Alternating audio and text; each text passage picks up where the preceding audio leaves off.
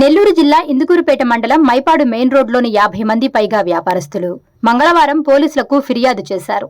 వివరాల్లోకి వెళితే మద్యం, గంజాయి వంటి మత్తు పదార్థాలకు బానిసైన కొందరు యువకులు షాపుల ముందు పెద్దగా అరుస్తూ అసభ్య పదజాలంతో దూషిస్తూ వ్యాపారస్తులను భయాందోళనకు గురిచేస్తున్నారన్నారు. గత రాత్రి ఆకతాయిలను దొంతశెట్టి రాజేష్ మందలించడంతో వారు ఒక్కసారిగా దాడికి దిగారు. రాజేష్ తో పాటు అడ్డొచ్చిన అతని తండ్రి నాగేశ్వరరావు, తల్లి విజయను కూడా విచక్షణారహితంగా కొట్టి దుర్భాషలాడారు.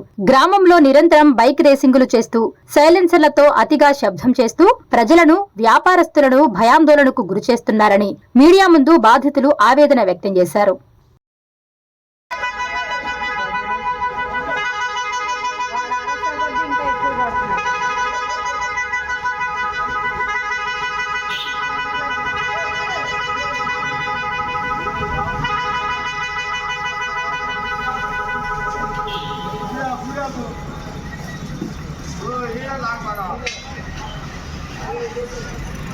What are they?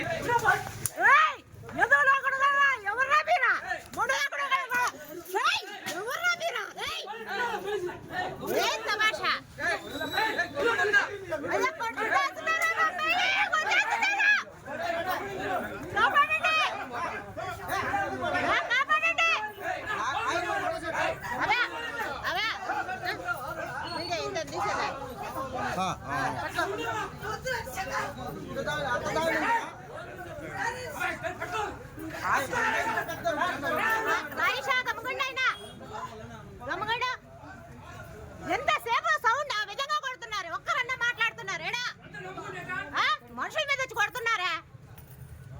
అంత తమాషాగా ఉన్నారా? సొమ్ము మా ఇళ్ళలో మేముంటే కూడా ఏమో మీకు అంతిదే.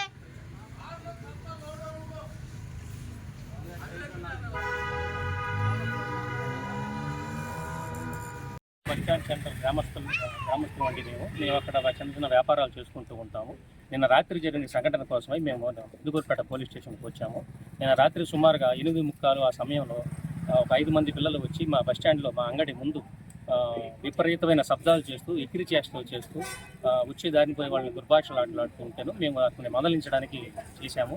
మందలించకపోగా వాళ్ళు వినకపోయేసరికి ఫోన్లో వీడియో తీయాలంత లోపల వాళ్ళు మా మీదకు గొడవకు వచ్చారు. మా నాన్నగారు హార్ట్ పేషెంట్, అతన్ని కూడా కొట్టారు, నన్ను కూడా కొట్టారు. ఆ తర్వాత మా అమ్మగారిని దుర్భాషలాడి పక్కన అడ్డుకోవాల్సి అనుకున్న వాళ్ళందరినీ దుర్భాషలాడారు. ఆ పిల్లలు వెకిరి చేష్టలు, తాగి రావడాలు, న్యూసెన్స్ చాలా ఇంతకుముందు కూడా చాలా రోజుల నుంచి చేస్తూ ఉన్నారు. అదేవిధంగా మన మైపాడు మెయిన్ రోడ్లో అక్కడ పాళ్యం పిల్లలు వచ్చి బైకుల్లో ర్యాష్ డ్రైవింగ్ చేయడము, విపరీతమైన సైలెన్సర్లు పెట్టుకుని శబ్ద కాలుష్యం చేయడము, ఆ తర్వాత రకరకాల హార్న్లు పెట్టుకుని కంగారు పెట్టడము, బస్సులు వస్తూ పోతూ ఉంటే వాటి వెనక వికృతి చేష్టలు చేయడం, ఇవన్నీ చేస్తూ ఉన్నారు.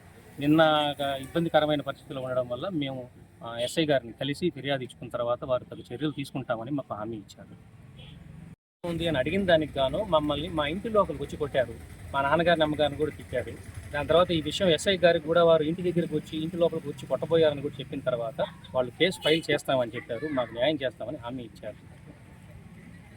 SS News AP